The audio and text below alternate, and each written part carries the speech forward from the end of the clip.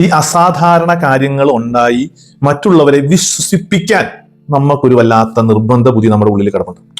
അവൻ വിശ്വസിക്കാത്തവനാണ്, എന്നാൽ ഒരു അസാധാരണമായ ഒരു അത്ഭുതം അങ്ങ് നടക്കട്ടെ, അവനെ അങ്ങ് നമുക്ക് വിശ്വസിപ്പിക്കാം. അങ്ങനെ ഒന്നും നടക്കൂലട്ടാ. അങ്ങനെ ഒന്നും നടക്കാനായിട്ട് വിചാരിച്ചിരിക്കുകയും ചെയ്തു. ഇന്ന് ഈ ധനവാന് മനസ്സിലായി തെറ്റിപ്പോയെന്ന്. അപ്പൊ അവന്റെ ആഗ്രഹം എന്താണ്? മരിച്ച ലാസർ പോണം പറയാൻ. എന്തിനാണത്? ഈ സാധാരണമായിട്ടൊന്നും പറഞ്ഞാലൊന്നും ഇവരൊന്നും ഏൽക്കൂല. അപ്പൊ അതുകൊണ്ട് അസാധാരണമായി മരിച്ചവൻ ചെന്ന് പറഞ്ഞാൽ ഏൽക്കും.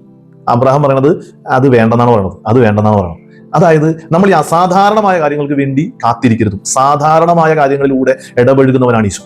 സാധാരണമായ കാര്യങ്ങളിലൂടെ ഇടപഴകുന്ന ഈശോയെ നമുക്ക് മനസ്സിലാക്കാൻ പറ്റണില്ലെങ്കിൽ അസാധാരണമായ കാര്യങ്ങളിലൂടെ ഇടപഴകുന്ന ഈശോയെ നമ്മൾ തിരിച്ചറിഞ്ഞിട്ട് വലിയ ഉപകാരമൊന്നും ഉണ്ടാവില്ല. അസാധാരണ കാര്യങ്ങളൊന്നും ഈശോ ചെയ്യില്ലെന്നുള്ളതല്ല. ഇപ്പൊ ഒരു ഉദാഹരണം പറഞ്ഞാൽ ദിവ്യകാരുണ്യ അത്ഭുതം.